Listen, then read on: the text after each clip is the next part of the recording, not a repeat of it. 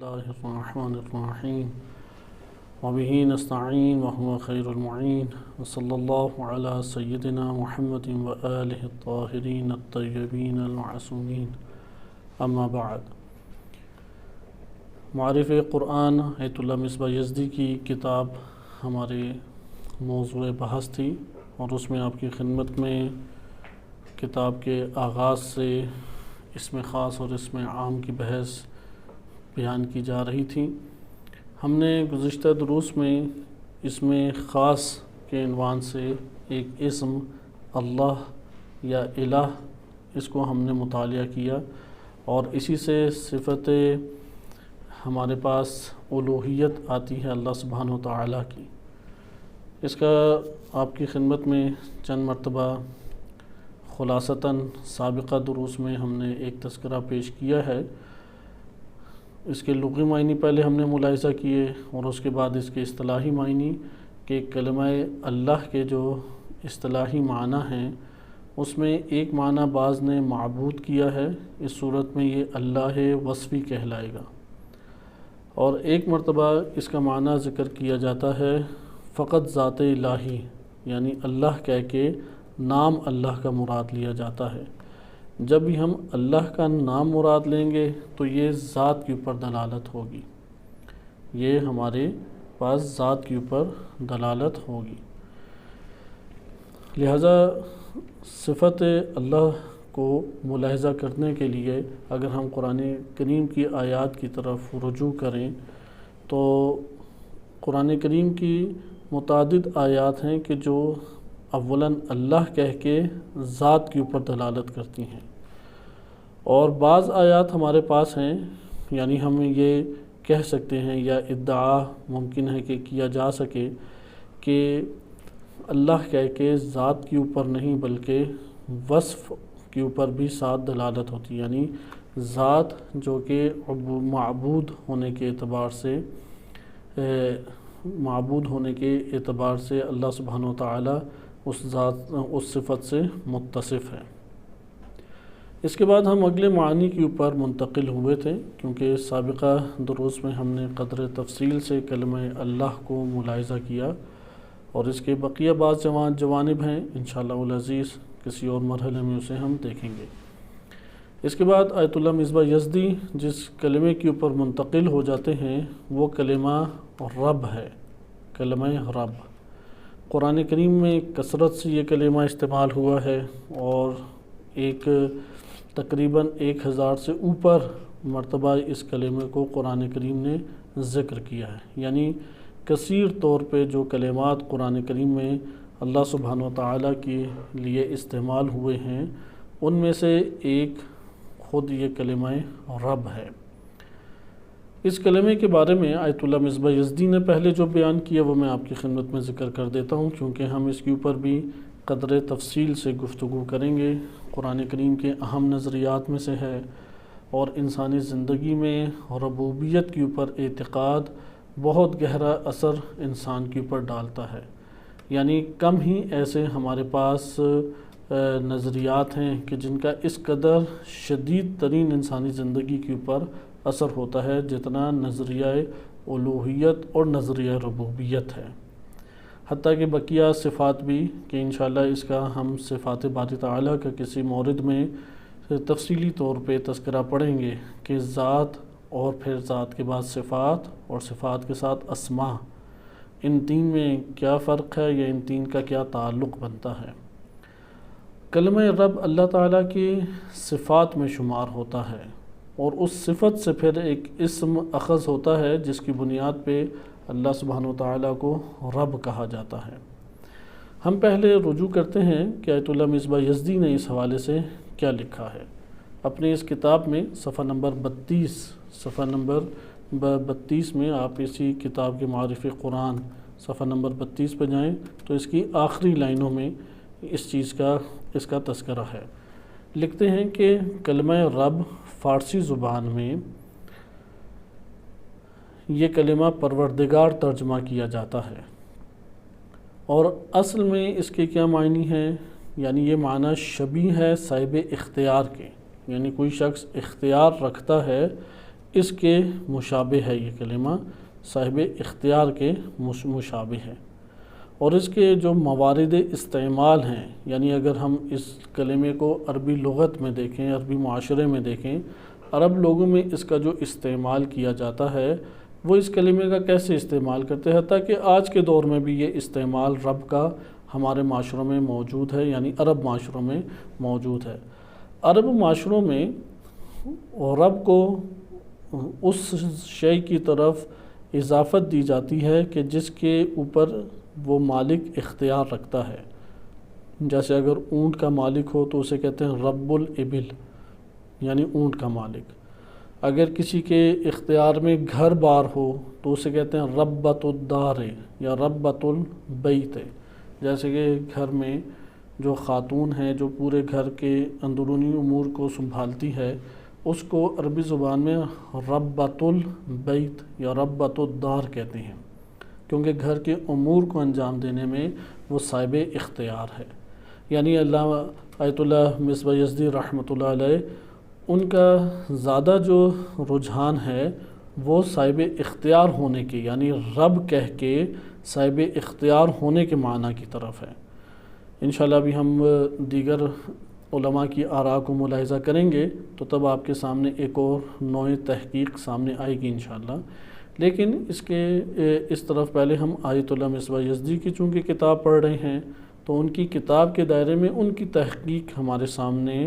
نظریے کے طور پہ کہ ان کی رائے یا نظریہ یا قول کیا ہے وہ پہلے اجاگر ہونا چاہیے۔ ذکر کرتے ہیں کہ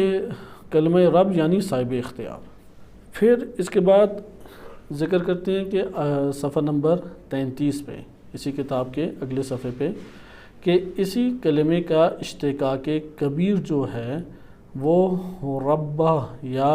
رے بے بے اور چھوٹی ہے، اس کے مادے کے ساتھ اشتقاق کبیر بھی آتا ہے۔ اشتقاق کبیر سے کیا مراد ہے؟ یہ تھوڑا سا یہاں پہ نقطہ علمی خالصتاً علمی ہو جاتا ہے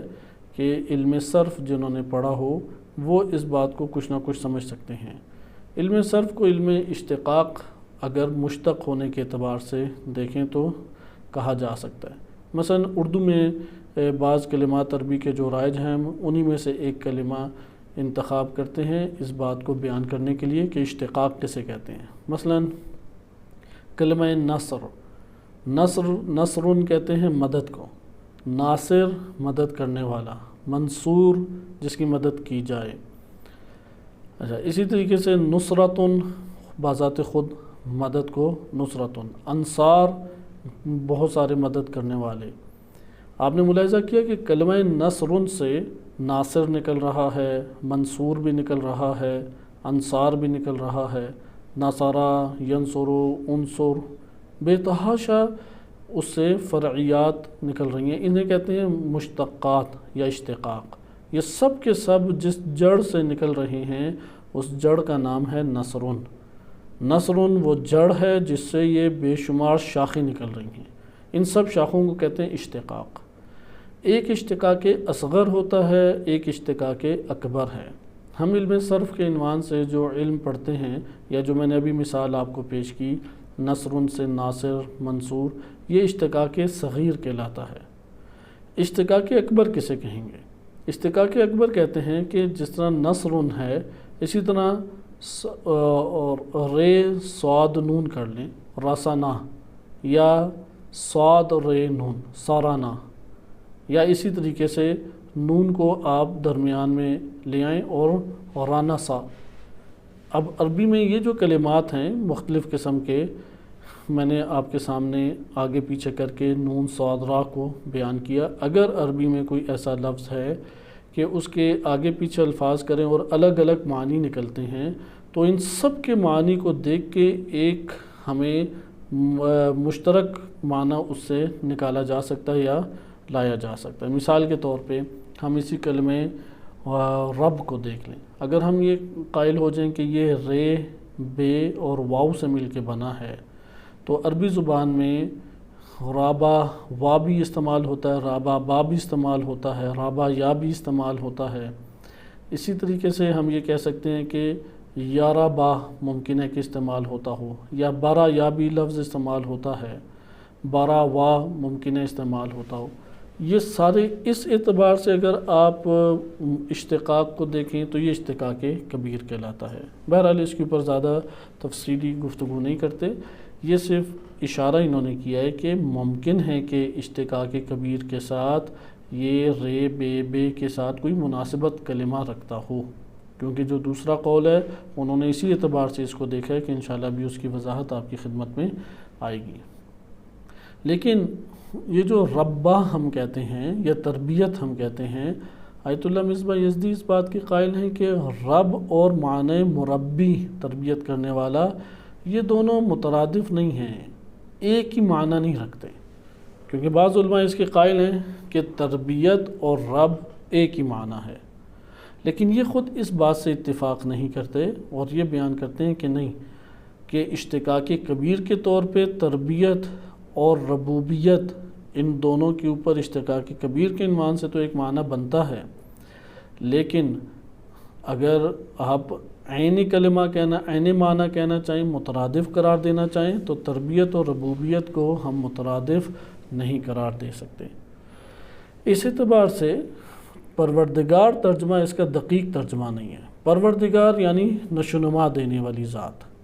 یہ تربیت سے زیادہ قریب ہے، اس لیے انہوں نے فارسی میں جو کلمہ رب کا پروردگار ترجمہ کیا جاتا ہے، آیت اللہ مصباح یزدی اس سے موافق نہیں ہے اور اس کو وہ قرار دیتے ہیں کہ یہ درست نہیں ہے، بلکہ دقیق نہیں ہے۔ درست سے مراد ہے یعنی دقیق نہیں ہے۔ پھر آگے ذکر کرتے ہیں کہ اللہ سبحانہ وتعالیٰ کے مورد میں اس کا جب اطلاق کیا جاتا ہے تو اس سے مراد یہ ہے کہ اللہ سبحانہ وتعالیٰ تمام مخلوقات کا صاحب اختیار ہے، یعنی تمام مخلوقات کے اوپر اختیار رکھتا ہے، وہ تصرف کے اعتبار سے، تدبیر کے اعتبار سے کسی ایک سے بھی اجازت لینے کا مستحق نہیں ہے۔ یعنی رب کہہ کے اگر اللہ کے لیے یہ کلمہ رب استعمال ہو تو ان کی نظر یہ ہے، آیت اللہ مصباح یزدی کی نظر یہ ہے کہ اگر کلمہ رب اللہ کے لیے استعمال ہو تو اس کا مطلب یہ بنتا ہے کہ اللہ تعالیٰ اپنی مخلوقات کے اوپر کسی بھی عمل کو انجام دینے کے اعتبار سے کاملاً اختیار رکھتا ہے، اور کسی بھی طرح کے تصرف یا کسی بھی طرح کی تدبیر کے لیے نہ اللہ تعالیٰ کو تکوینی اجازت کی ضرورت ہے، یعنی کائنات کے امور میں کسی غیر سے اللہ تعالیٰ اجازت لینے کا محتاج ہے، اور نہ قانون سازی یا اصول اور ضوابط بنانے کے اعتبار سے اللہ تعالیٰ کسی کا محتاج ہے کہ وہ کسی سے پہلے پوچھے اور اس کے بعد اپنی مخلوق کے لیے کوئی اصول، ضوابط، تدبیر یا تصرف اللہ تعالیٰ کی ذات کرے، یعنی صاحب اختیار کاملاً ہے۔ یہ رب کا معنی ان کی نظر میں ہے۔ اس کے ذیل میں پھر بعض چیزیں وہ ذکر کرتے ہیں کہ ربوبیت کے اوپر اعتقاد کا مطلب یہ ہے کہ اللہ تعالیٰ مستقل ہے اور کسی شے میں یا کسی طور پہ کسی سے اجازت لینے کا محتاج نہیں ہے، اور جس طریقے سے وہ چاہتا ہے اس طرح سے وہ کاملاً اپنی مخلوق کے اوپر یا مربوب کے اوپر تصرف کر سکتا ہے۔ بالکل اسی طریقے سے کہ آپ مالک دیکھتے ہیں گھروں کے اندر یا اپنی زندگی میں مختلف اشیاء کے مالک ہیں، جو انسان جس شے کا مالک ہوتا ہے وہ اس شے کے اوپر تصرف کرنے یا اس شے کو کسی بھی اعتبار سے استعمال کرنے کے لیے اپنے آپ کو کسی اور کی اجازت کا پابند نہیں سمجھتا۔ یہ بہت واضح سے ہم اپنے معاشرے کے اندر دیکھتے ہیں کہ ہر شے کا جو مالک ہے وہ جب مالک اس شے میں تصرف کرنا چاہتا ہے یا اسے استعمال کرنا چاہتا ہے یا اس کے لیے کوئی تدبیر کرتا ہے تو وہ تدبیر کرنے میں اپنے آپ کو کسی کی اجازت کا محتاج یا کسی کی اجازت کا پابند نہیں سمجھتا، بلکہ خود مختار سمجھتا ہے اپنے آپ کو کہ میں جس طرح مرضی کہ میری یہ شے ہے اور میں اس کا مالک ہوں، جس طرح مرضی میں اسے استعمال کروں۔ لہٰذا اس کو بیان کرنے کے بعد آیت اللہ مصباح یزدی وہ ذکر کرتے ہیں حضرت عبد المطلب کا ایک واقعہ کہ ابراہہ کہ حبشہ سے یمن میں آیا اور یمن سے پھر اس نے حملہ کیا کہ بیت اللہ کو گرا دے، کیونکہ وہ چاہتا تھا کہ خانہ کعبہ کے مد مقابل اس نے جو ایک گھر بنایا ہے، عبادت خانہ بنایا ہے، وہ عبادت خانہ جو ہے وہ ہر جگہ پر عام ہو، لوگ اس کی طرف آئیں، اور لوگ جو ہیں وہ ابراہہ بادشاہ کے بنائے ہوئے عبادت خانوں کا طواف کریں اور انہی کے ہمراہ جو ہیں وہ اپنی تمام پرستش کو اسی عبادت خانے کے ہمراہ انجام دیں۔ لہذا دنیا بھر میں جو شان و شوکت بیت اللہ کو حاصل تھی، خانہ کعبہ کو حاصل تھی، اس کا تھوڑا سا حصہ بھی ابراہہ کے عبادت خانے کو حاصل نہیں تھا، یعنی لوگوں کی کاملاً توجہ وہ بیت اللہ اور خانہ کعبہ کی طرف تھی۔ اب ابراہہ جب اس نے سوچا کہ یہ عرب بدو لوگ ہیں اور قبائل کی صورت میں رہتے ہیں، نہ ان کا کوئی لشکر ہے، نہ ان کی کوئی فوج ہے، اور چھوٹے چھوٹے یہ قبائل ہیں، تو یہ ایک حملہ کرے، خانہ کعبہ کو گرا دے، اور جب وہ گرا دے گا اور اس جگہ پہ قابض ہو جائے گا تو لوگ چار ناچار اسی کے عبادت خانے کی طرف آئیں گے۔ لہذا جب وہ بہت بڑا ہاتھیوں کا لشکر، کہ ہاتھیوں کو عربوں نے کبھی زندگی میں اس طرح دیکھا ہی نہیں تھا، اور ہاتھیوں کے بڑے بڑے ہیکل اور اتنی بڑی فوج دیکھ کے عرب گھبرا گئے اور فوراً اپنے گھروں کے اندر گھس گئے، کوئی مقابلے کے لیے سامنے نہیں آیا۔ ایسے میں خانہ کعبہ کے کیونکہ متولی جو ہیں وہ حضرت عبد المطلب شمار ہوتے تھے، یا خانہ کعبہ کے امور کا جو اکثر بیشتر خیال رکھا کرتے تھے یا اہتمام کیا کرتے تھے، وہ جناب عبد المطلب تھے۔ جناب عبد المطلب نے جب دیکھا تو وہاں پہ انہوں نے کہا کہ انا رب الابل، وہ دیکھا کہ اکیلے وہاں پہ موجود ہیں، تو ان کو پکڑ کے ابراہہ کے فوجی لے آئے اور تفصیلات پوچھیں، تو انہوں نے کہا میں تو اپنا اونٹ ڈھونڈ رہا ہوں، اس گھر کا رب ہے، وہ رب اس گھر کی حفاظت کرے گا، میں اپنے اونٹوں کا رب ہوں، یعنی میں اپنے اونٹوں کا مالک ہوں اور ان کی میں تدبیر کرتا ہوں۔ لہذا اس کلمے سے انہوں نے یہ معنی اخذ کیا کہ میں اپنے اونٹوں کا مالک ہوں اور ان کی میں نگرانی کر سکتا ہوں۔ اس خانہ کعبہ کا ایک صاحب ہے جو صاحب اختیار ہے، وہ خود ہی اس خانہ کعبہ کی حفاظت کرے گا۔ یعنی انہیں توحید ربوبی کے اوپر کاملاً اعتقاد تھا کہ اللہ تعالیٰ مستقل ہے، کسی کا محتاج نہیں ہے، کسی سے اجازت لینے کا اللہ سبحانہ وتعالی محتاج نہیں ہے، اور وہ اپنی پوری خلقت کی تصرف اور تدبیر کرتا ہے، ادارہ اسے کرتا ہے۔ اس لیے جناب عبد المطلب نے کہا کہ اللہ سبحانہ وتعالی خود اپنے اس گھر کی نگرانی کرے گا۔ یہ واقعہ تاریخ کی کتب میں وارد ہوا ہے، اور وہاں پہ رب الابل کے عنوان سے کلمہ موجود ہے۔ یہاں سے نتیجہ پھر لیتے ہیں کہ بس اگر ہم دقت کریں الہ اور رب کے معنی میں، تو ہمیں یہ پتہ لگے گا کہ الوہیت مستلزم ربوبیت ہے، یعنی اگر اللہ کو الہ مان لیں تو اللہ کو رب بھی ماننا پڑے گا، اور جس کو رب مانتے ہیں وہی لائق بندگی و لائق عبادت ہے، اور اسی کی پرستش کی جائے گی، کیونکہ اس کی ربوبیت، اس کی مالکیت اور اس کا اختیار، صاحب اختیار ہونا، وہ پوری کی پوری خلقت کے اوپر مستقل طور پہ موجود ہے۔ مستقل یعنی اللہ تعالیٰ اپنے مربوب اور مخلوق میں تصرف کرنے کے لیے کسی کا محتاج نہیں ہے، حتیٰ کہ اجازت لینے کے اعتبار سے بھی کسی کا محتاج نہیں ہے۔ یہ رب کی وہ گفتگو تھی معارف قرآن کے عنوان سے جو آیت اللہ مصباح یزدی نے ذکر کی، اور اس کا آپ نے خلاصہ دیکھا کہ ان کی نظر میں رب یعنی ایسا مالک جو صاحب اختیار ہو، یعنی وہ اپنی ملکیت میں تصرف کرنے اور تدبیر کرنے کے اعتبار سے کسی کی اجازت کا محتاج یا پابند نہیں ہے، اور جیسی چاہتا ہے تدبیر اور تصرف اس میں کر سکتا ہے۔ یہ انہوں نے معنی یعنی صاحب اختیار مالک کا معنی آیت اللہ مصباح یزدی نے نقل کیا ہے، اور اسی کے اوپر انہوں نے کتاب میں اکتفا کیا، اور پھر آگے منتقل ہو جاتے ہیں وجود الہی کے اوپر کہ اللہ سبحانہ وتعالی کے وجود آیا اس کے اوپر قرآن کریم میں کوئی عقلی دلیل موجود ہے یا نہیں، کہ یہ آئندہ آنے والے دروس میں انشاءاللہ ہمارا موضوع بحث بنے گا۔ اب ہم آ جاتے ہیں اس کی تفصیلی تحقیق کے اوپر، کیونکہ کتاب کا حصہ آپ نے ملاحظہ کر لیا۔ اگر ہم اس کی تفصیلی تحقیق میں آئیں تو ہم پہلے رب کے لغوی معنی کو دیکھیں گے لغوی معنی کیا ہیں۔ ان لغوی معنی کے اوپر آپ نے خوب دقت کرنی ہے، اور پھر ہم دیکھیں گے کہ کون سا قول زیادہ آیات کریمہ کے مناسب ہے۔ اگرچہ جو آیت اللہ مصباح یزدی نے ذکر کیا ہے اس سے کوئی زیادہ مختلف دیگر اقوال نہیں ہیں، کیونکہ یہ معنی تقریباً تمام ہی اقوال میں پایا جاتا ہے، ایک ایسا مالک جو صاحب اختیار ہے۔ رب یعنی وہ مالک جو صاحب اختیار ہے، اپنی مخلوقات کے اوپر کاملاً تصرف اور تدبیر کا حق رکھتا ہے، اور تدبیر کرنے میں کسی بھی قسم کی اجازت کا محتاج نہیں ہے۔ رب کے ہم آئیں لغوی معنی دیکھتے ہیں۔ معجم المقاییس اللغہ قدیم ہماری لغت کی کتابوں میں سے ہے، اور کیونکہ یہ کلمہ معاشروں میں آج کل رائج ہے اور فتنے بھی آج کے دور میں بڑے اٹھائے گئے ہیں، ہم ایک حد تک اگر ممکن ہوا تو احادیث سے استفادہ کرتے ہوئے ان فتنوں کے موضوع کے اوپر بھی انشاءاللہ گفتگو پیش کریں گے۔ کلمہ رب معجم المقاییس اللغہ کہ یہ ابن فارس کی، اور ابن فارس ان کی وفات ہے 395 ہجری میں، 395 ہجری میں، یعنی اپنی انہوں نے زندگی بسر کی ہے غیبت کبریٰ کے آغاز میں،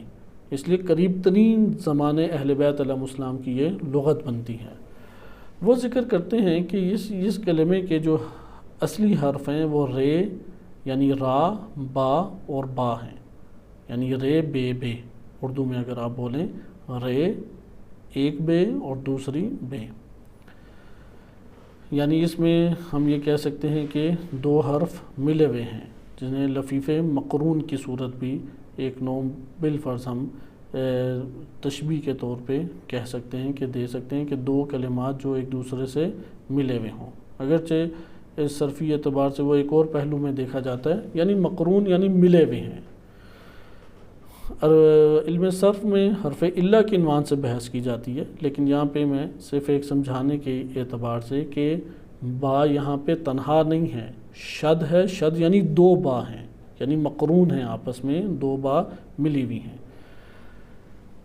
کیونکہ آگے انشاءاللہ ابھی ہم اگلی لغت میں جائیں گے تو وہاں پہ ہمیں اختلاف نظر آئے گا۔ اختلاف یہ ہے آیا رب رے بے اور بے سے مل کے بنا ہے یا نہیں، بلکہ رب را با اور واو سے مل کے بنا ہے۔ یہ دو قول لغت میں ہمارے پاس موجود ہیں۔ ایک قول یہ ہے کہ یہ دو با ہیں آخر میں، دوسرا قول یہ ہے کہ نہیں، یہ دو با نہیں ہیں بلکہ را با اور واو تھا، واو بعد میں با میں تبدیل ہو گیا۔ اب ہم دیکھتے ہیں اہل لغت اس بارے میں کیا کہتے ہیں۔ معجم المقاییس اللغہ کہ قدیمی ترین، کیونکہ ہمارے لیے معتبر لغات عرب وہ قدیمی لغات ہیں، جدید لغات ہمیں کسی قسم کا کوئی فائدہ نہیں دیتی، کیونکہ قرآن کریم کی آیات وہ اس معاشرے کے مطابق نازل ہوئیں، یعنی قرآن کریم کی زبان وہ زبان ہے کہ جو نبی صلی اللہ علیہ وسلم کے دور میں فصیح طور پہ بولی جاتی تھی، فصاحت اور بلاغت کے ہمراہ بولی جاتی تھی، اور وہ بھی لہجہ قریش کے اوپر، یعنی قبیلہ قریش میں جو زبان عربی بولی جاتی تھی اسی زبان عربی کے کلمات قرآن کریم نے استعمال کیے ہیں۔ لہذا قرآن کریم کے کلمات کے اگر معنی ہم نے جاننا ہو تو ضروری ہے کہ ہم قریش کے اندر جا کے دیکھیں کہ قریش کا معاشرہ اس لفظ کو بول کے کیا معنی استعمال کرتا تھا۔ اس لیے جدید ہمارے پاس لغات ہیں عربی کی، یا عربی سے ترجمہ ہوئی ہوئی کتابیں ہیں مختلف، وہ ہمیں کوئی خاص نتیجہ نہیں دیں گی۔ اس لیے جب قرآن کریم کے کلمات، کیونکہ اللہ تعالیٰ نے معنی بیان کرنے کے لیے قرآن کریم کے کلمات کا انتخاب کیا ہے، مثال کے طور پہ ایک معنی بیان کرنے کے لیے مثلا ممکن ہے 10 الفاظ ہوں ہمارے پاس۔ مثال کے طور پہ آپ نے اونٹ کا معنی بیان کرنا ہے، اونٹ کے لیے ایک لفظ ہے ابل، ایک لفظ ہے جمل، اسی طرح ایک لفظ ہے شتر، یہ تینوں عربی میں استعمال ہوتے ہیں۔ شتر بھی استعمال ہوتا ہے، ابل بھی استعمال ہوتا ہے، جمل بھی استعمال ہوتا ہے، جیسے جنگ جمل اونٹنی کی وجہ سے ہی کہا جاتا ہے، ابل ابھی ہم نے پڑھا اونٹ کو کہتے ہیں، شتر بھی اسی اعتبار سے بولا جاتا ہے، حتیٰ کہ فارسی میں بھی شتر یہ کلمہ استعمال ہوتا ہے۔ اس طرح بعض نے شمار کیے ہیں کوئی 70 یا 100 سے اوپر کلمات صرف اونٹ کو بیان کرنے کے لیے عربی زبان میں،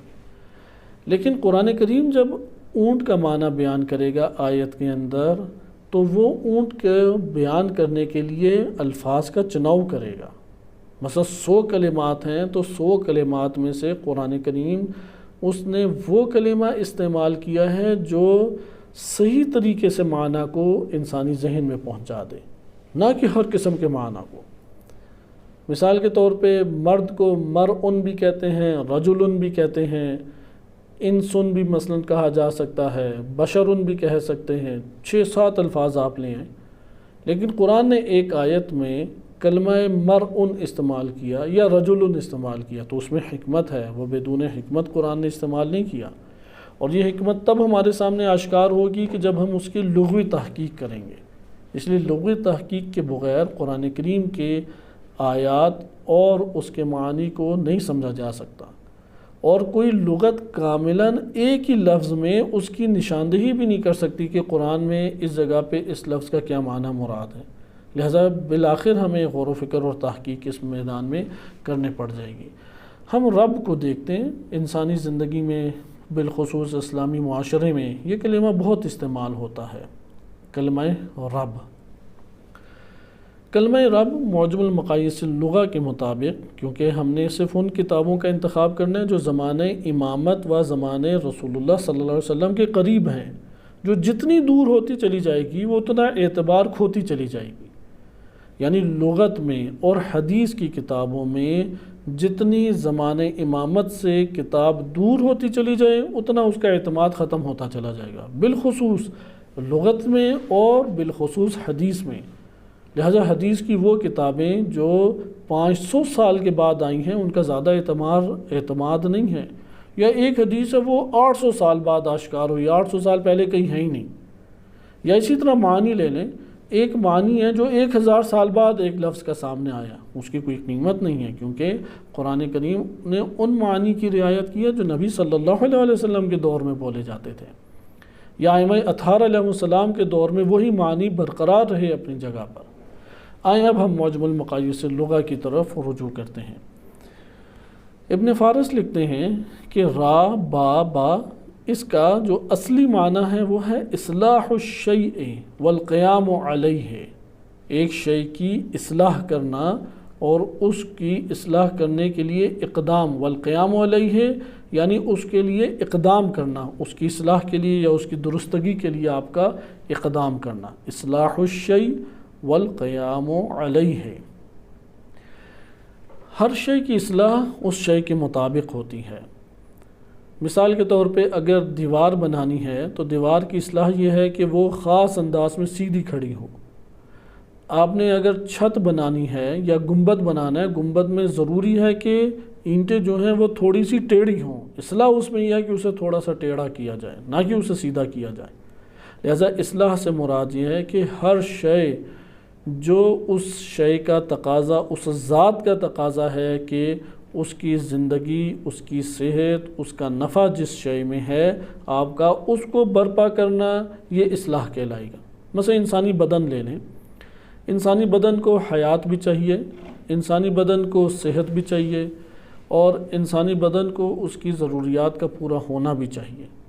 آپ انسانی بدن کی صحت اور انسانی بدن کی بقا یا اس کی زندگی کے لیے جس امر کو بھی انجام دیں یہ بدن کی اصلاح شمار ہوگی۔ اصلاح یعنی جو اس ذات کا تقاضا ہے، اس ذات کو جن چیزوں کی ضرورت ہے ان چیزوں کو فراہم کرنا، یہ کہتے ہیں اصلاح۔ ادھر ایک اور اہم نقطہ بھی نکلتا ہے کہ اصلاح اس وقت تک نہیں ہو سکتی جب تک آپ تدبیر نہ کریں۔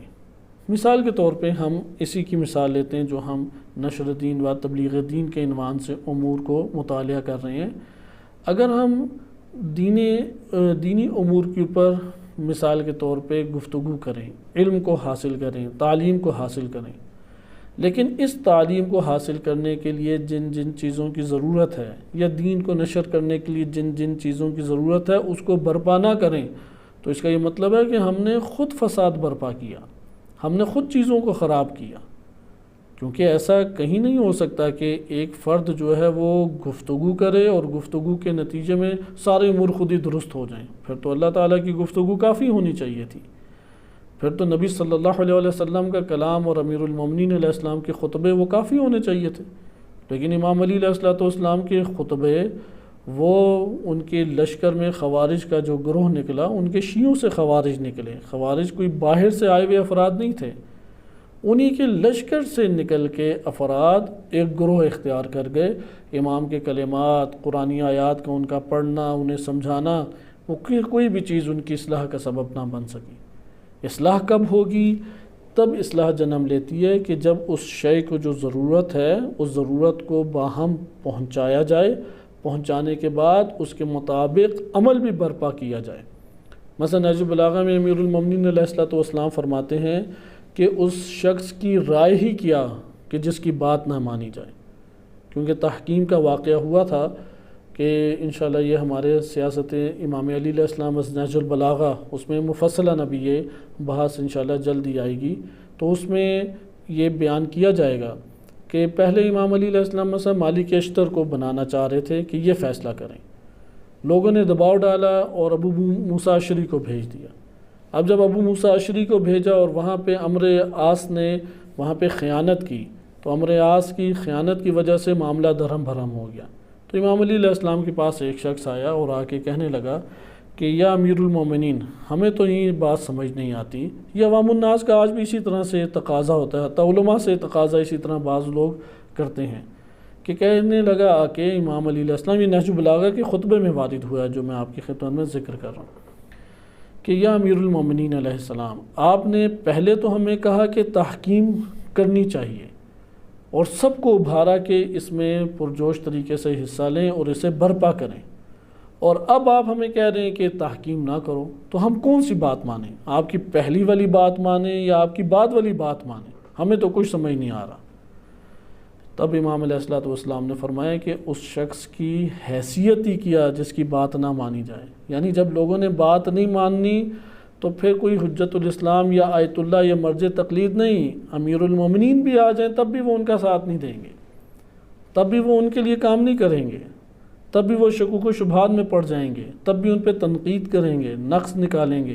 وہ کہیں گے ہم کون سی بات آپ کی مانیں، یہ مانیں یا وہ مانیں یا فلاں مانیں،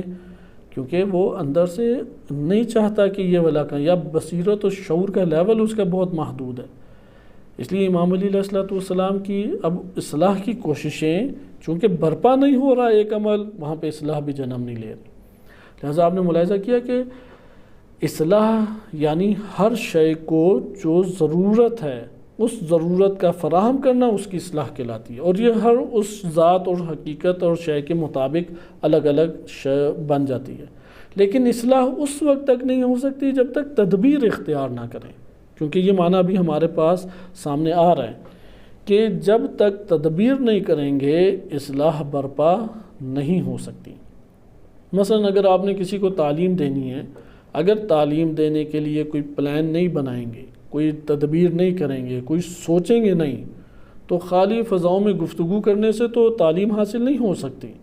وہ پھر نتیجہ یہی نکلے گا کہ ایک دو بندے اصلاح پا جائیں گے اور بقیہ پورا معاشرہ تنہا رہ جائے گا، جبکہ دین اسلام کی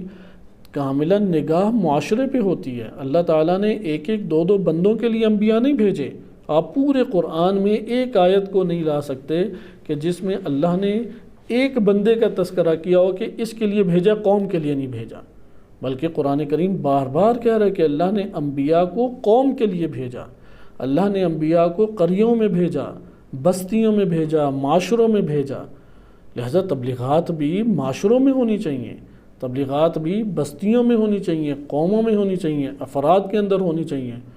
ایک دو صالح بندے تو زمین کے ہر خطے میں آج بھی موجود ہیں، چاہے یورپ ہو، چاہے ہند ہو، چاہے چین ہو، یہ غیر مسلم علاقے ہیں، ادھر بھی کوئی اندھیر نگری 100% نہیں ہے، صالح بندے ادھر بھی مل جائیں گے، نیک بندے قلیل ادھر بھی مل جائیں گے۔ لہذا آپ نے ملاحظہ کیا کہ اصلاح کا تعلق تدبیر کے ساتھ ہے، اگر تدبیر نہ ہو صحیح اصلاح جنم نہیں لے سکتی، اور تدبیر بتاتی ہے کہ نظم کیسا برپا کیا ہے۔ نظم بے معنی ایک ہوتا ہے کہ جیسے اردو میں کلمہ نظم چلتا ہے، اردو میں بھی عربی سے ہی آیا، لیکن ادھر نظم سے مراد نظام ہے، سسٹم ہے۔ یہ ہمارے ہاں تشیع میں ایک بہت بڑا بحران آیا ماضی میں، اور آج وہ ٹکراؤ کی صورت ایک اختیار کر چکا ہے، اور اس ٹکراؤ کی وجہ سے مسائل ہمارے ہاں بڑے پیمانے پہ ایجاد ہوئے، اور وہ یہ تھا کہ دین کو نظام کی آئینے سے یا نظام کے جہت سے نہیں دیکھا گیا۔ اگر دین اسلام کو نظام کے اعتبار سے نہ دیکھیں تو دین اسلام تو قوم یا کسی معاشرے کے کسی فائدے کے لیے نہیں رہ جاتا،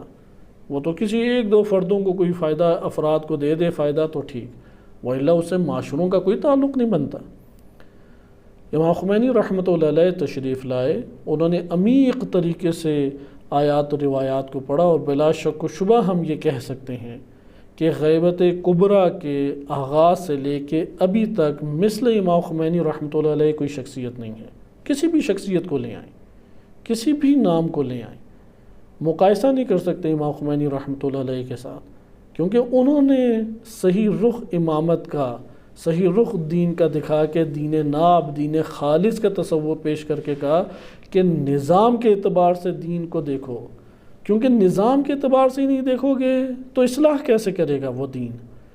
تدبیر اور نظام ایک ہی چیز ہے، تدبیر یعنی نظام اس کا کریٹ کرو، نظام اس کا وجود دو۔ حتیٰ کہ گھروں کے اندر چھوٹے چھوٹے مسائل ہوتے ہیں، ان مسائل میں اگر ہم صحیح اصلاح چاہتے ہیں ایک سسٹم وجود دے دیں، آپ سسٹم وجود دے دیں، اس سسٹم میں ڈھال دیں، وہ چلنا شروع ہو جائے گا۔ لہذا دین اسلام ایک سسٹم ہے، ایک نظام ہے، اس نظام کے اندر ضروری ہے کہ معاشرے اس کے اندر ڈھل جائیں، نہ کہ ایک فرد، نہ کہ دو فرد، نہ کہ فقط میں، نہ کہ مگر مد مقابل ایک فرد، بلکہ معاشروں کی طرف نگاہ رکھنا ضروری ہے۔ جو معاشروں کو پیغام دیتا ہے، جو معاشروں کی تبدیلی کے لیے قدم اٹھاتا ہے، بڑی ہمت کی چیز ہے، بڑے حوصلے چاہیے اس کے لیے، لیکن یہ کار انبیاء ہے، یہ کارواں کربلا ہے۔ امام حسین علیہ السلام معاشروں کے تبدیل کرنے کے لیے نکلے، وإلا تو آس پاس نیک افراد موجود ہی تھے ان کے، صرف یہی جو کربلا کی زمین میں حاضر تھے، یہ سارے بڑی خوش و خرم زندگی بسر کر رہے تھے، کسی کو کوئی پریشانی نہیں تھی۔ حتیٰ کہ آپ اصحاب امام حسین علیہ السلام، انصار امام حسین علیہ السلام میں بریر بن خضیر رضی اللہ عنہ کا آپ حالات زندگی ان کی پڑھیں۔ بریر کوفہ میں بڑی محترمانہ، شریفانہ، باعزت اور شہرت یافتہ زندگی بسر کرتے تھے، کوئی مالی مسئلہ انہیں نہیں تھا، اور سردار اور قبیلے کے اعتبار سے باشرف اور باعزت تھے، بڑے لوگوں میں شمار ہوتے تھے، اور دینی اعتبار سے قاریوں میں بڑے بڑے قاری حضرات۔ عربی میں جب قاری کہا جائے تو اس سے مراد یہ ہوتا ہے کہ قرآن کا حافظ بھی ہے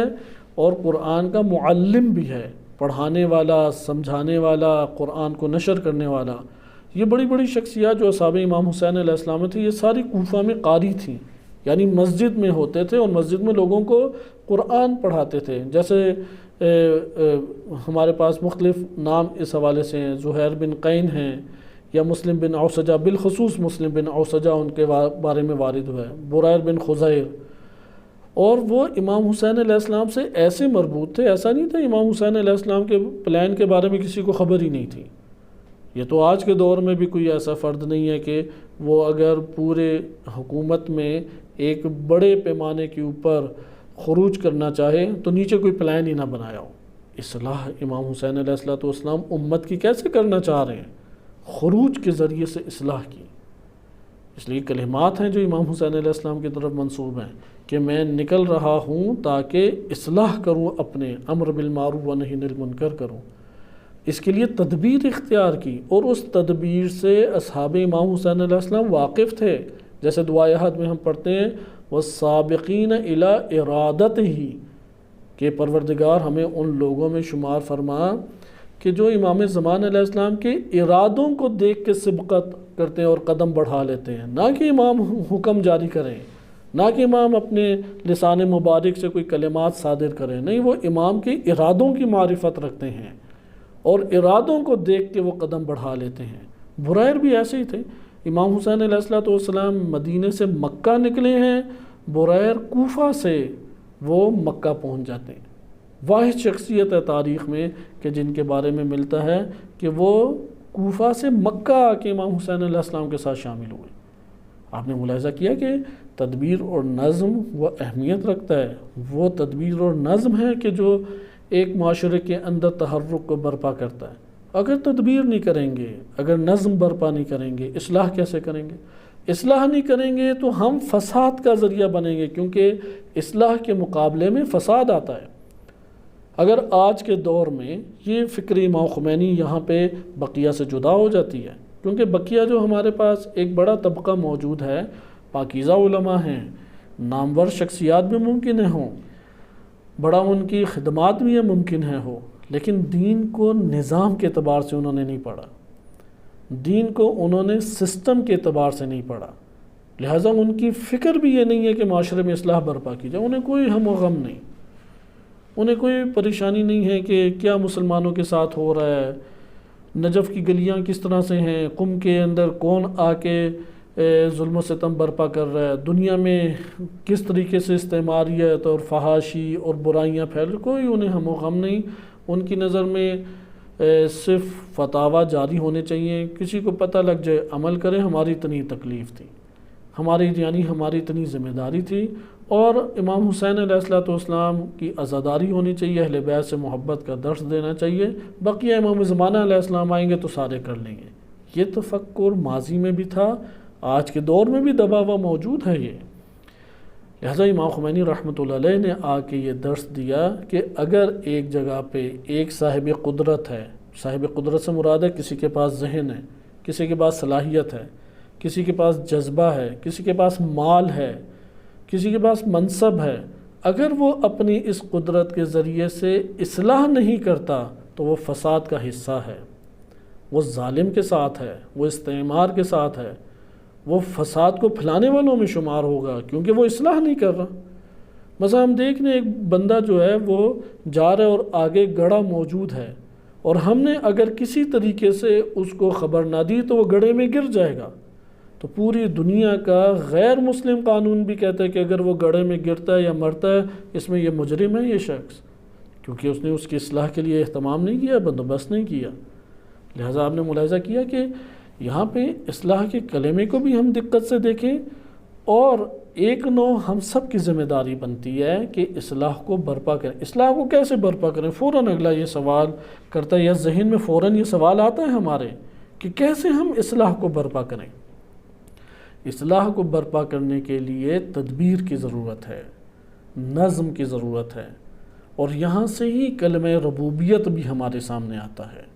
کیونکہ رب کو نسبت دے کے تو عربی میں عام استعمال ہے، قرآن کریم میں بھی استعمال ہے، حتیٰ کہ ابھی بھی جو سعودی عرب یا بعض عرب ممالک میں اقامے لگتے ہیں، اس کے اوپر وہ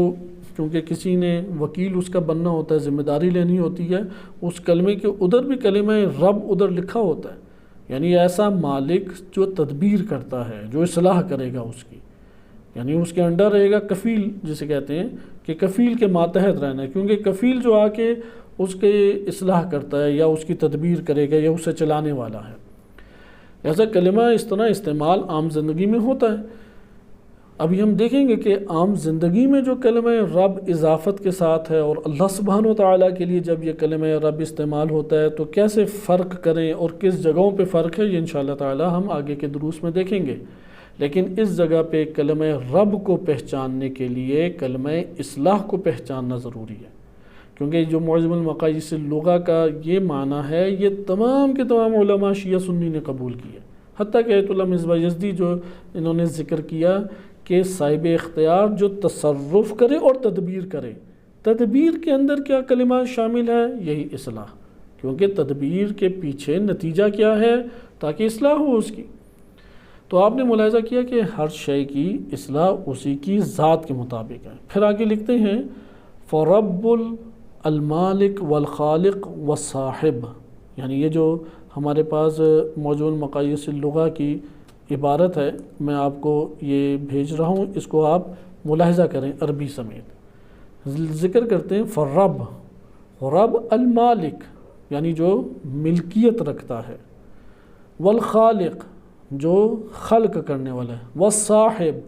جو ایک شے کا صاحب ہے، مالک ہے۔ والرب، پھر آگے لکھتے ہیں المصلح للشیء، شیء کی اصلاح کرنے والے کو کہتے ہیں رب۔ یقال رب فلان، یعنی جب کہا جاتا ہے یقال رب فلان ضیعتہ اذا قام علی اصلاحها، یعنی فلاں سامان کا رب فلاں شخص ہے، فلاں شخص فلاں سامان کا رب ہے، عربی میں یہ کہا جاتا ہے۔ اس سے مراد یہ ہے کہ ان اشیاء کی اصلاح کرنا یا ان کی تدبیر کرنا یا ان کی دیکھ بھال اور چلانا وغیرہ بندوبست کرنا، یہ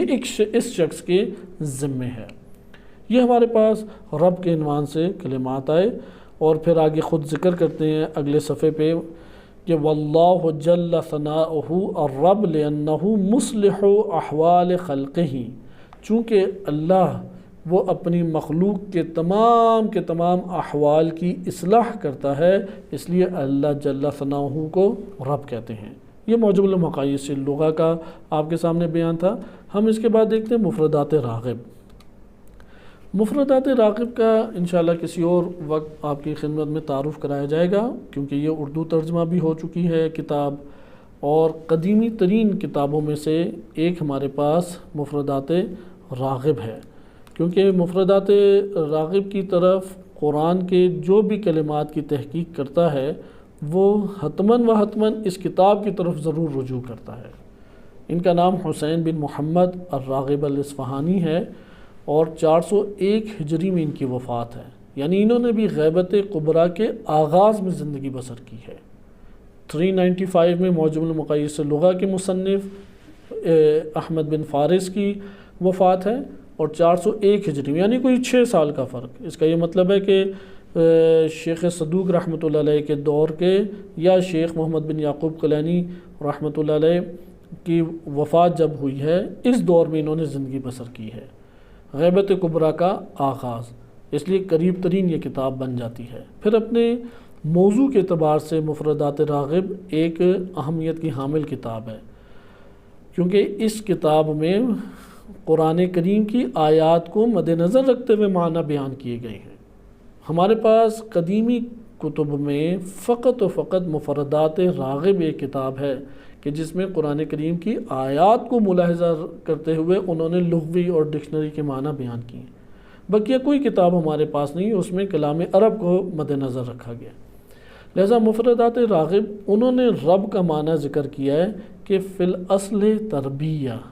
یعنی رب یہ رے بے نہیں ہے، بلکہ یہ کلمہ ہے را با واو، یعنی واو کہہ لیں یا ہم یا کہہ لیں، دونوں میں سے کوئی ایک ہو سکتا ہے۔ اس کے ابھی ہم آگے لغات کو پڑھیں گے تو واضح ہوگا، کیونکہ ہم ہمیشہ لغات کی تحقیق اسی طرح کریں گے کہ ہمارے پاس لغات کی تحقیق کرتے ہوئے آنا چاہیے جو سب سے پہلے اگر ایک لفظ کا معنی اس لغت میں جو زمانہ امامت کے سب سے قریب ہے بس اسی کو ہم پہلے لیں، اس کے بعد پھر آہستہ آہستہ آگے زمانے کے اعتبار سے بڑھیں۔ آپ کو یہ ٹیکسٹ میں نے فارورڈ کیا، اسے دیکھیں۔ الرب فی الاصل التربیت، اصل میں رب کسے کہتے ہیں؟ تربیت کرنے کو۔ وَهُوَ إِنشَاءُ الشَّيْءِ حَالًا فَحَالًا إِلَى حَدِّ التَّمَامِ، کہ تربیت کا مطلب کیا ہے؟ ایک شے کو مرحلہ با مرحلہ اس کے آخری حد کمال تک یا تمام تک پہنچا دیں، مرحلہ با مرحلہ۔ اگر ہم یہ کام انجام دیں تو ہم کہتے ہیں کہ تربیت کی، تعلیم و تربیت میں فرق ہے۔ تعلیم یعنی علم دینا، جیسے بھی ہم جو ڈسکشن کر رہے ہیں یہ تعلیم کا سبب ہے، تربیت کا اصلاً سبب نہیں ہے۔ تعلیم سے معلومات منتقل ہوتی ہیں فقط۔ تربیت کا مطلب یہ ہوتا ہے کہ انسانی نفس کے اندر جو خصوصیات اور جو خوبیاں، استعداد، قابلیت، صلاحیت ہے وہ نکھر کے عملی طور پہ اس کے اوپر اجاگر ہو جائے۔ مثلا اگر ایک شخص 100 کلو کا ویٹ اٹھا سکتا ہے، اس کی ہم اس طرح سے اسے ایکسرسائز کرائیں کہ کچھ مدت کے بعد وہ بآسانی 100 کلو کا ویٹ اٹھا لیں، یہ تربیت ہو جائے گی۔ لیکن اگر آپ اسے ایک ہفتہ لیکچر دیں کہ دیکھو 100 کلو کا ویٹ اٹھانے کے لیے ویٹ اسے کہتے ہیں 100 کلو یا 100 کلو گرام اسے کہتے ہیں، اچھا اٹھاتے ہوئے ہاتھ اس طرح سے رکھنے ہیں، ٹانگیں اس طرح سے ہونی چاہیے، اور گردن کا اس طرح سے اینگل ہونا چاہیے، کیا وہ یہ ساری معلومات لے کے ویٹ اٹھا لے گا؟ یقیناً نہیں اٹھا سکتا۔ لہذا رب کے معنی میں تعلیم فقط نہیں ہے، اس لیے اللہ سبحانہ و تعالیٰ یہ تعلیم سے اگلا مرحلہ ہے، کیونکہ یہ بات بھی مسلم ہے کہ اصلاح یا انسانی وجود کے اندر جو خصوصیات ہیں وہ اس وقت تک عملی نہیں ہو سکتی جب تک معلومات نہ ہوں۔ معلومات بالآخر حاصل کرنا ضروری ہے۔ یہاں پہ آپ غور کریں کہ رب کا معنی انہوں نے تربیت سے کی ہے۔ تربیت یعنی اس کو ایسی مشکلات میں ڈالنا، ایسی مشقتوں کے حوالے کرنا، ایسے مراحل سے گزارنا۔ مراحل جب ہم کہتے ہیں کہ وہ سختیوں کے بھی ہو سکتے ہیں، نرمیوں کے بھی ہو سکتے ہیں، ایسے مراحل سے اسے گزارنا کہ اس کے اندر جو صلاحیت ہے وہ ابھر کے سامنے آ جائے، یہ ایک نوع تربیت ہے۔ تربیت کا میں آسان لفظوں میں پہلے آپ کی خدمت میں معنی بیان کر رہا ہوں، اس کے بعد ہم دوبارہ اس کتاب کی طرف لوٹتے ہیں، مفردات راغب۔ پھر میں یہ اشارہ کر دوں کہ یہ 2 جلدوں میں اردو میں ترجمہ ہو چکی ہے اور نیٹ پہ موجود ہے، اس لیے اگر عربی میں کسی کو مشکل لگتی ہے تو اردو میں پڑھے، اور اس کے جتنے الفاظ معنی زیادہ یاد کرے گا قرآن کریم کے، اتنے زیادہ معنی اسے بھرپور طریقے سے بہتر طور پہ سمجھ آئیں گے۔ بہرحال تربیت آپ مثلا بچوں کی تعلیم الگ ہے، تربیت الگ ہے۔ اگر ہم اسکولوں میں بھیجتے ہیں، یونیورسٹیز میں بھیجتے ہیں، یہ تعلیم کی جگہ ہے نہ کہ تربیت کی۔ تربیت کے لیے ضروری ہے کہ ایسے مراحل سے گزارا جائے کہ اس کے اندر اس شے کی صلاحیت برپا ہو جائے، یا گزشتہ جو گفتگو ہے اس شے کے مطابق اس کے اندر اصلاح برپا ہو جائے۔ اگر اصلاح برپا ہو جائے تو ہم یہ کہیں گے کہ یہ تربیت ہو گئی، وَإِلَّا تربیت نہیں ہے۔ ہمارے یہاں یہ کلمہ تربیت عام چلتا ہے کہ یہ میرے والدین کی تربیت ہے، یہ فلاں کی تربیت ہے، یہ فلاں کی نہیں۔ تربیت ہوتی ہے کہ ایک بندے کو مرحلوں سے گزارا جائے۔ آئے اب ہم کتاب کے مطابق دیکھتے ہیں، مفردات راغب نے جو ذکر کیا ہے وہ لکھتے ہیں کہ ہوا انشاء الشیء حالا فحالا، کہ ایک شے اس کو آپ ایجاد کریں، انشاء یعنی ایجاد کرنا، ایک شے کو آپ ایجاد کریں حالا ایک حالت میں، پھر دوسری حالت میں، الی حد تمام یہاں تک کہ وہ تمام ہو جائے، مکمل ہو جائے ایک شے۔ مثال کے طور پہ آپ نے ایک ڈرائنگ بنانی ہے، آپ نے اس کے گرد باکس سا لگایا، یعنی ایک چکور کھینچی آپ نے، مربع، اس مربع میں آپ نے اب بنانا شروع کیا۔ آہستہ آہستہ آپ نے سینری بنائی یا آپ نے اس کے اندر رنگ بھرنا شروع کیا، یہاں تک کہ وہ سارا کا سارا بھر دیں۔ جب آپ نے مرحلہ بر مرحلہ سارا بھر دیا تو آپ اسے کہیں گے تربیت۔ اسی لیے پھر وہ آگے لکھتے ہیں یقال ربہ و رباہ و رببہ، اس لیے مفردات راغب وہ شخصیت ہیں جنہوں نے تربیت سے انہوں نے اس کلمے کو لیا ہے۔ پھر آگے لکھتے ہیں فالرب مصدر مستعار للفاعل، رب اصل میں مصدر ہے جو فاعل کے لیے استعارتاً لیا گیا ہے۔ ولا يقال الرب مطلقا الا للہ تعالی، اگر آپ فقط اور فقط کلمہ رب استعمال کرتے ہیں اور کسی اور شے کی طرف اسے نسبت نہیں دیتے، فقط تنہا کلمہ رب، تو یہ اللہ سبحانہ وتعالیٰ کے علاوہ کسی کے لیے استعمال نہیں ہوتا۔ المتکفل بمصلحت الموجودات، کہ جس نے ذمہ لیا ہوا ہے کہ تمام موجودات کی اصلاح اللہ تعالیٰ کرے گا۔ یہ آپ کے سامنے مفردات راغب کا آیا مطلب، اور بقیہ بھی اسی طرح انہوں نے تفصیلی لکھا ہے، ہم بقیہ کی طرف ابھی نہیں جاتے، اور ایک اور لغت کی طرف رجوع کرتے ہیں، اور وہ ہے مصباح المنیر۔ مصباح المنیر بھی بڑی لغات میں سے ہے۔ انہوں نے سمپل ذکر کیا ہے رب، کہ یہ اللہ تبارک و تعالیٰ کے اوپر اس کا اطلاق ہوتا ہے، اس سے مراد ہے شے کا مالک الذی لا یعقل مضافا الیہ، کہ وہ شے کہ اس کی طرف کسی اور شے کی اضافت جو ہے وہ معقول نہیں ہے، یا ادھر آپ سمپل یہ کہہ سکتے ہیں مالک الشیء، شے کا مالک، شے کے مالک کو کیا کہتے ہیں؟ رب۔ اسی طریقے سے رب کا ایک اور جو معنی ذکر کیا جاتا ہے، اور انہوں نے بھی اسے ذکر کیا ہے، وہ ہے سید، سردار۔ آئیں اب ہم معجم البحرین سے دیکھتے ہیں۔ معجم البحرین شیعہ عالم کی لکھی ہوئی کتاب ہے، تریحی، فخر الدین تریحی، بہت بڑے فقیہ بزرگوار اور بہت بڑے یہ گزرے ہیں، وہ عالم اور اہل لغت۔ انہوں نے قرآن کریم اور شیعہ اہل بیت علیہ السلام سے جو روایات وارد ہوئی ہیں ان کے الفاظ کو انہوں نے معنی ذکر کیا ہے، آج سے تقریباً 400 سال پہلے یہ گزرے ہیں۔ یہ ذکر کرتے ہیں، یہ جتنی بھی باتیں لیں گے تریحی وہ سابقہ لغویوں سے لیں گے، سابقاً جو جتنے لغوی گزرے انہی سے لیں گے۔ یہ ذکر کرتے ہیں رب کے معنی کہ رب یعنی مالک، مدبر، مالک اور تدبیر کرنے والا۔ پھر آگے لکھتے ہیں وَيُطْلَقُ الرَّبُّ عَلَى السَّيِّدِ أَيْضًا، سید اور سردار کو بھی کہتے ہیں رب، والمربی والمتمم والمنعم والصاحب، اسی طرح مربی تربیت کرنے والے کو بھی رب کہتے ہیں، ایک شے کو تمام کرنے والا یا اہتمام کرنے والا چیزوں کا اسے بھی رب کہتے ہیں، منعم جو نعمتیں دیتا ہے، صاحب جو ساتھی ہے آپ کا اسے بھی رب کہتے ہیں۔ ولا یطلق غیر مضاف الا علی اللہ تعالی، اسے مضاف کے بغیر، نسبت دیے بغیر تنہا اگر کلمہ رب کو آپ ذکر کرتے ہیں تو یہ تنہا فقط اور فقط اللہ تعالیٰ کے اوپر اس کا اطلاق ہوتا ہے۔ یہ ہمارے پاس ایک اور لغت تھی، اور آخر میں ہم لغت کی طرف بڑھتے ہیں صاحب تحقیق، اور یہ ہمارے موضوع کی آخری لغت ہے۔ صاحب تحقیق آج سے تقریباً 18 سال پہلے یا 16 سال پہلے ان کی وفات ہے، 2004 میں غالباً ان کی وفات ہے۔ حسن مصطفی اور معروف شخصیت ہیں صاحب تحقیق۔ وہ تمام کے تمام بڑی بڑی لغات کے معنی لانے کے بعد پھر تحقیقی طور پہ ایک معنی ذکر کرتے ہیں، اپنی تحقیق ذکر کرتے ہوئے وہ بیان کرتے ہیں اس کے معنی کہ یہ ٹیکسٹ بھی ہمارے لیے مہم ہے، اس لیے اس عربی کا آپ ساتھ دیکھتے رہیں، مطالعہ کریں کہ وہ تحقیق ان الاصل الواحد فی هذه المادہ، کہ یہ جو کلمہ رب ہے، رے بے بے ہو یا رے بے واو ہو، اس کا اصلی اس مادے کا معنی ہے سوق الشیء الی جہت الکمال، کمال کی طرف شے کو لے کے چلے جانا، ورفع النقائص اور نقائص کو دور کرنا، بالتخلیت و تحلیت، نقائص دور اس طرح سے ہوتے ہیں کہ پہلے اسے برائیوں سے، عیوب سے، اور جو اس کے لیے مضر چیزیں ہیں، امراض ہیں، جراثیم ہیں، جو چیزیں اس کے لیے نقصان دہ ہیں اس سے خالی کیا جائے، اور خالی کرنے کے ساتھ ساتھ جن چیزوں کی اسے ضرورت ہے اسے اس کے ساتھ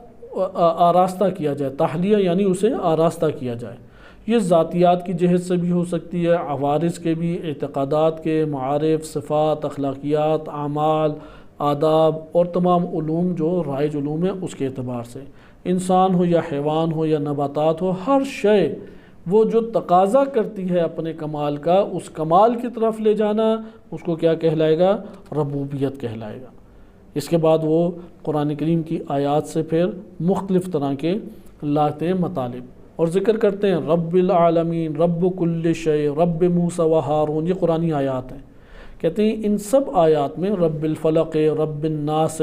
فالتربیۃ فی کل منہا بحسب اقتضاء الموضوع، کہ ہر شے کی جو تربیت ہے وہ اسی شے کے مطابق ہوگی، اور کس طرح سے تربیت ہوگی؟ من التدبیر، تدبیر کی جائے گی، والنظم، نظم برپا کیا جائے گا، والتکمیل، اس کو کمال کی طرف لے جایا جائے گا، مکمل کیا جائے گا، والاصلاح، اس کی اصلاح کی جائے گی، والتنعیم، اور جو اس کو نعمتوں کی ضرورت ہے وہ نعمتیں اس کے لیے دی جائیں گی۔ یہاں پہ آپ نے تربیت کے کلمے کو دیکھا کہ ظاہراً ہمیں تھوڑا بہت جدا جدا معنی نظر آتے ہیں، لیکن یہ سارے کے سارے معنی بعض ہمارے پاس معنی میں جمع ہو جاتے ہیں۔ ہم کہہ سکتے ہیں کہ جتنی لغات ہیں ان میں درج ذیل معنی رب کے ذکر ہوئے ہیں۔ نمبر 1 مالک، نمبر 2 مدبر، نمبر 3 مربی، نمبر 4 سید، نمبر 5 مصلح، اصلاح کرنے والا۔ مثلا ابن فارس نے اصلاح کرنے والے کو رب کہا، مفردات راغب نے تربیت کرنے والے کو رب کہا۔ اچھا، جو مصباح المنیر تھی اس میں مالک، شے کے مالک کو رب کہا۔ جو مجمع البحرین تھی اس میں مالک اور تدبیر کرنے والا اس کو رب کہا گیا۔ اور ابن انباری بہت بڑے لغوی گزرے، ابن منظور نے لسان العرب میں وہ ان کا یہ قول نقل کیا، الرب ینقسم علی 3 اقسام، اور رب 3 قسموں میں تقسیم ہو جاتا ہے۔ یکون الرب المالک، مالک کو بھی رب کہتے ہیں، اور یکون رب السید، سید کو بھی رب کہتے ہیں، المطاع جس کی اطاعت کی جاتی ہے۔ یہ ہمارے پاس لغوی طور پہ کلام تمام ہوا، اور اگرچہ ہم اس جگہ پہ مزید لغت کی تحقیق میں جا سکتے ہیں، لیکن ہم یہاں سے ایک نتیجہ لیتے ہیں اور نتیجہ لے کے واپس انشاءاللہ آیات کریمہ کی طرف لوٹ آئیں گے۔ اور وہ نتیجہ یہ ہے کہ اگر ہم دقت کریں، اصلاح الشیء اور تربیت میں کوئی خاص فرق نہیں ہے۔ نمبر 2، اصلاح اور تربیت فقط اس شے کی ہو سکتی ہے کہ جس کی ملکیت آپ کے ہاتھ میں ہے، کیونکہ جس کی ملکیت نہیں ہے اس کی تدبیر آپ نہیں کر سکتے۔ جو آپ کے انڈر نہیں ہے، جو آپ کے قبضے میں نہیں ہے، اس کی آپ کے لیے تدبیر کرنا آسان نہیں ہے، ممکن نہیں ہے۔ لہٰذا مالک کا معنی ادھر سے ہی نکل جاتا ہے۔ لہٰذا ہم یہ کہہ سکتے ہیں کہ اصل اس کا معنی وہی ہے جو معجم المقاییس لغہ اور مفردات راغب نے ذکر کی، یعنی اصلاح اور تربیت۔ لیکن اصلاح اور تربیت کے درمیان سے یہ معنی نکلتا ہے مالک ہونا، اسی سے یہ معنی نکلتا ہے خالق ہونا اور رازق ہونا، کیونکہ تدبیر کا تقاضا ہے کہ خلق کیا جائے، تدبیر کا تقاضا ہے کہ اسے رزق دیا جائے،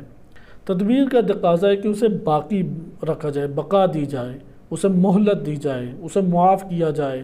لہٰذا یہ ساری اللہ تعالیٰ کی صفات ربوبیت سے نکلتی ہیں۔ مثلا اللہ مالک ہے، یہ ربوبیت سے یہ نکل رہی ہے، کیونکہ تدبیر اور اصلاح اس کی ہوتی ہے جس کا مالک ہو انسان۔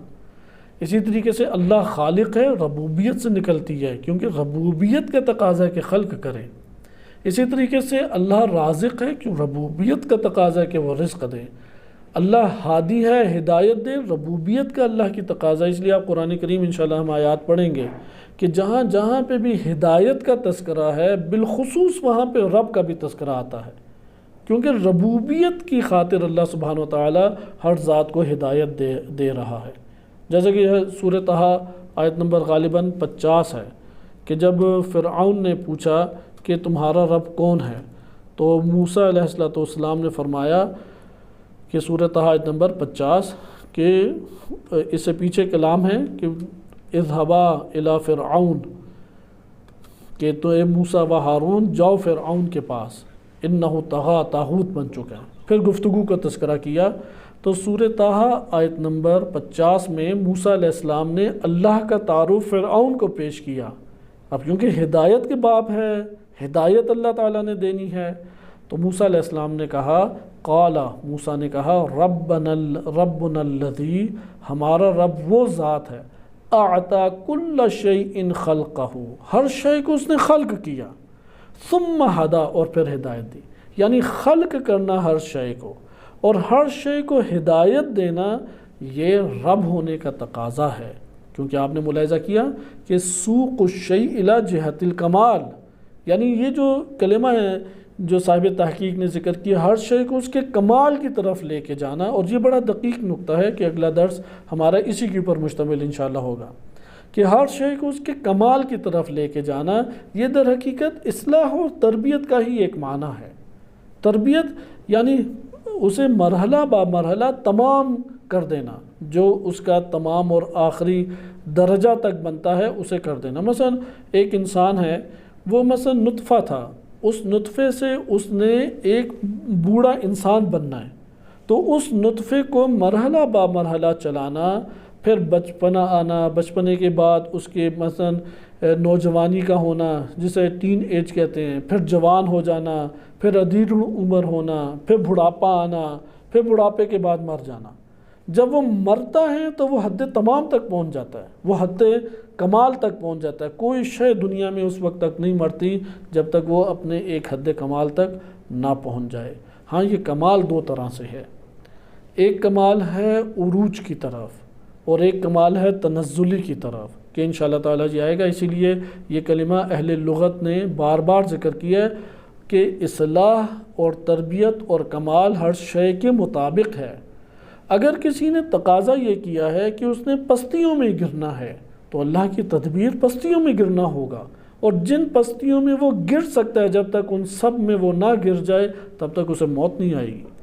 اسی طرح اگر ایک شخص ہے وہ جاتا ہے کمال کی طرف، جانا چاہتا ہے انسانیت کی طرف، تو اس کے اندر جتنی صلاحیت اس نے ایجاد کی ہے اور وہ ان جگہوں تک پہنچ سکتا ہے، تب تک اسے موت نہیں آئے گی جب تک وہ اس جگہ تک نہ پہنچ جائے۔ اس بات کو انشاءاللہ تعالی ہم اگلے درس میں سمجھیں گے۔ اس لیے اس جملے کے اوپر جو قرآن کریم کی آیت ہے سورہ طٰہٰ آیت نمبر 50، اس کے اوپر دقت کیجئے کہ ربنا الذی اعطی کل شیء خلقہ ثم ہدی، ہمارا رب تو وہ ہے جس نے ہر شے کو خلق کیا اور خلق کرنے کے بعد چھوڑ نہیں دیا۔ یہاں پہ ہم میں سے کوئی یہ نہ سمجھے کہ ہم ہیں کہ جو یہ کام کر رہے ہیں، یعنی میں کام نہ کروں تو، یا مثلا فلاں بندہ کام نہ کرے تو اس کے بیوی بچوں کو کھلائے پلائے گا کون؟ اگر فلاں مر گیا تو اس کے بچے زندہ کیسے رہیں گے؟ نہیں، یہ ایک مشرکانہ سوچ ہے، کافرانہ سوچ ہے، کیونکہ وہ رب نہیں ہے، اس کا وہ رازق نہیں ہے، وہ خالق نہیں ہے، وہ رب ہے، اسے پتہ ہے کہ اسے کیسے میں نے چلانا ہے، اسے کیسے میں نے بڑھانا ہے۔ یہ جسم ہی کو دیکھ لیں، جسم انسان سنبھالتا ہے تو یہ ایک چھوٹا سا دل لگانے میں اسے مشکل پیش آ جاتی ہے۔ دل کو باہر اس نے رکھنا ہو تو کتنے اس کے اوپر انجن وہ چلاتا ہے اور بجلی کے ذریعے سے اسے تھوڑی دیر قائم رکھتا ہے تاکہ وہ اندر کی صفائی وغیرہ کر کے پھر لگائے۔ اور یہ جب اللہ نے لگایا تو اسے کرنٹ کون دے رہا ہے؟ اسے حرکت کون دے رہا ہے؟ یہ پمپ کیسے کر رہا ہے؟ نظام اللہ نے بنایا۔ لہذا یہاں سے ہمیں ربوبیت اللہ سبحانہ و تعالیٰ کی صفت رب سے ایک ہدایت لینی چاہیے۔ کوئی ایسا کام نہ کریں اصلاح جس کے اندر نہ ہو، اور کسی شے کی اصلاح اس وقت تک نہ کریں جب تک اس کی مینجمنٹ اور تدبیر نہ کریں۔ اگر اصلاح کریں اور اس کی تدبیر نہ کریں اور تدبیر کے بغیر اصلاح کرنا چاہیں، آپ ساری عمر بھی لگا دیں، اس شے کی اصلاح نہیں ہو۔ ایک چھوٹے سے پودے کی اصلاح نہیں ہوگی، ایک گھر کے کچن کی اصلاح نہیں ہو سکتی اگر اس کے لیے آپ کوئی قانون، ضوابط یا نظم یا تدبیر نہیں کرتے۔ لہذا اس سے ہمیں یہ پتہ لگا کہ ہم زندگی میں جو بھی قدم اٹھانا چاہیں اس میں اصلاح اور تدبیر کو مد نظر رکھیں۔ انشاءاللہ بقیہ نکات اگلے درس میں آپ کی خدمت میں ذکر کیے جائیں گے۔ صلی اللہ علیہ سیدنا محمد و آلہ الطاہرین۔